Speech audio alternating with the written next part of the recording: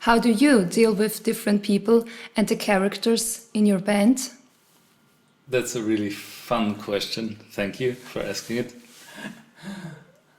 So, out of personal experience, what I can tell you is that if you put, we are 5 people, yeah, and sometimes in the studio we are 8 people because of the sound engineer and the camera team. It's an experience because everybody needs somebody. Yeah, that's these two. Everybody needs somebody. Yeah, definitely. Everybody has different things they need, and it's. I think one of the most important things is that you give people the most freedom that you can give them, because to express themselves, and we all work differently. Somebody needs a tea, the other person needs a coffee, the other person needs a sandwich, or anything else that they just want to bring into the studio or also on stage, and to feel them comfortable. To feel comfortable, that's a big part. To make them feel comfortable, yeah, I think so. And to my big surprise, part of that is always not to feel like you're constantly in producing mode. You know, you're constantly playing. No, you got to sing this better. No, you got to do that better. But what you call the space for people, you know, that we kind of create a moment where we can just be. Often when we get into the studio, it takes us an hour to really get started, but that is part of dealing with different characters for me in the band.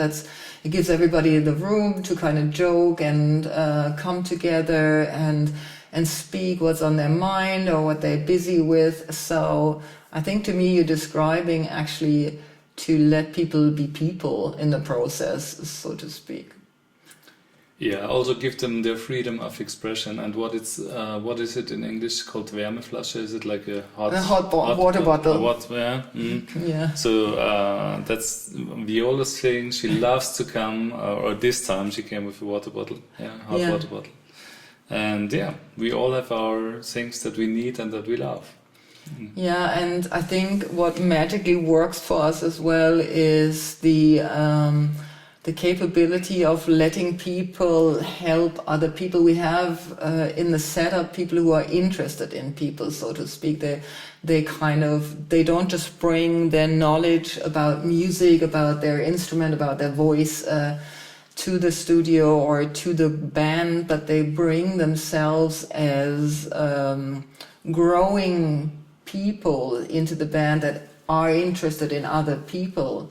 And so what I often observe is that where I find myself at wit's end of, you know, how to deal with a certain situation, somebody else kind of swoops in and has an understanding from their own way of life to help to transmit it. Yeah. Yeah, and one general thing I would watch out in a band is that people like each other. This is more important than a lot of people think. Yeah. You have to a certain degree at least, like each other and have common interests too. Because you spend a lot of time together, and very intense time. Yeah. I think so too. It's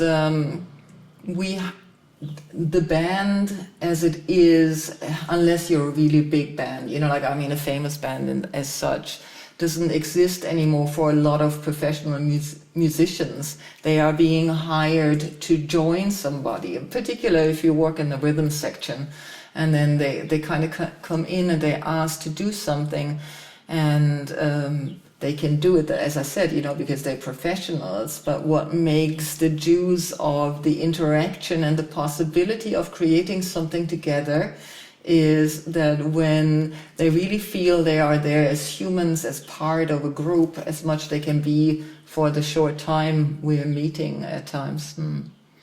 I find that super important too. Yeah, so this is also, sometimes we are joking and around and say, you have to have long hair to be in our band because all of us have long hair. But of course, that's complete crap. But it's fun. Yeah. Yeah, exactly.